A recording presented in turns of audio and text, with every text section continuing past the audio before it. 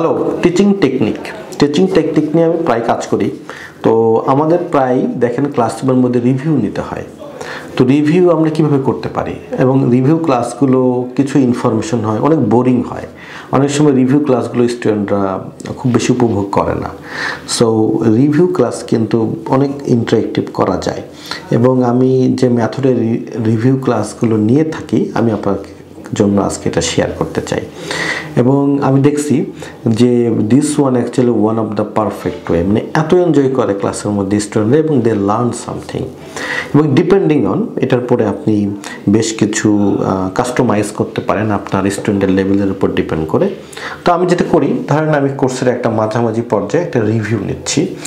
Say for example present simple, present perfect, present continuous, present টেন্সগুলো শেষ হয়ে গেছে, এগুলোর পর রিভিউ নিচ্ছি আমরা। সো ইন দ্যাট কেস আমি যেটা করি সেটা হচ্ছে কি, আমি এগুলোর উপরে বেশ কিছু কোয়েশ্চেন্স মেক করি। এরকম দেখেন, আমি এরকম অনেকগুলো কোয়েশ্চেন্স মেক করে নিয়েছি। প্রায় এখানে 1 2 3 4 5 6টা 8টা কোয়েশ্চেন আছে, প্রায় 3 আসতে 24টা কোয়েশ্চেন্স, 36টা কোয়েশ্চেন্স আমার মেক করা আছে। সেই 36টা কোয়েশ্চেন্স কিন্তু আমি আমাদের কোর্সে পড়িয়ে এসেছি। তো এই 36টা কোয়েশ্চেন্স নিয়ে আমি ওদেরকে করি, প্রথমে ক্লাসরুমে একটা গ্রুপ করি, চারজন করে একটা গ্রুপ তৈরি হয়। তো যখন এই গ্রুপটা তৈরি হয়, তখন আমরা যেটা করি সেটা হচ্ছে ওদেরকে আমরা এই কার্ডগুলো দিয়ে দিই। তখন এই কার্ডগুলো তারা ডিসকাস করে, এবং আমিও তাদের এই ডিসকাশনের টেক পার্ট করি। প্রতিটা গ্রুপে একবার করে বসে আমি দেখার চেষ্টা করি যে তারা হচ্ছে এই কোশ্চেনগুলোর অ্যান্সার করতে পারছে কিনা, তাদের কোনো কোশ্চেনের সমস্যা আছে কিনা, সেগুলো আমি সলভ করতে থাকি। দেন দিস ইজ একটা পার্ট যেখানে আপনি লিড ইন করলেন, এবং আপনি তাদেরকে কিন্তু প্রেজেন্টেশন প্রিপেয়ার করার ট্রাই করলেন। অলরেডি তারা কিন্তু প্রিপেয়ার্ড। সো আমাদের যেটা করতে হচ্ছে সেটা হচ্ছে কি, আমরা যেটা করব এই ধরনের ক্লাসে সেটা হচ্ছে আমরা তারপরে আমি ওদেরকে এই কার্ডগুলো কাটতে বলি। ওরা ডিফারেন্ট পিসেসে এরকম করে কেটেছিল, আজকে দেখতে পাচ্ছেন।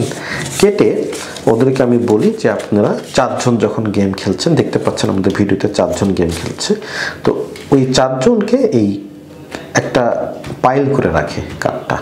তো তারপরে ওরা একটা ডাইস নিয়ে তারা কিন্তু প্রেস করে, দেখেন 3 উঠলো, 3। তাহলে 1 2 3, এটা আপনার কার্ড।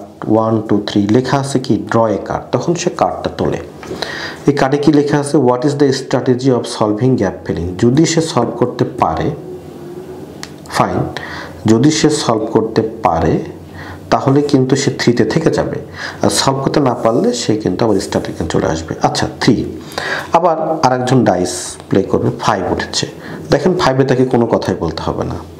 আরেকজন প্রেস করলো, তারও 5 উঠেছে, কোনো কিছু প্রেস করতে হবে না। তবে দেন দিস ওয়ান আপনার টার্ন, আবার 6 1 2 3 4 5 6, আবারও কিন্তু ড্র এ কার্ড, আবার কার্ড ড্র করবে।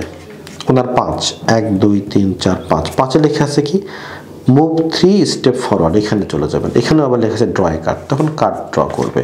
এই প্রশ্নের উত্তরটা তাকে দিতে হবে। এইভাবে এটা একটা সাপ লুডুর গেম, খুবই ইন্টারেস্টিংলি তারা গেমটা খেলতে থাকে, এবং অনেক সময় অনেকে শুরু থেকে আবার শেষে চলে আসে।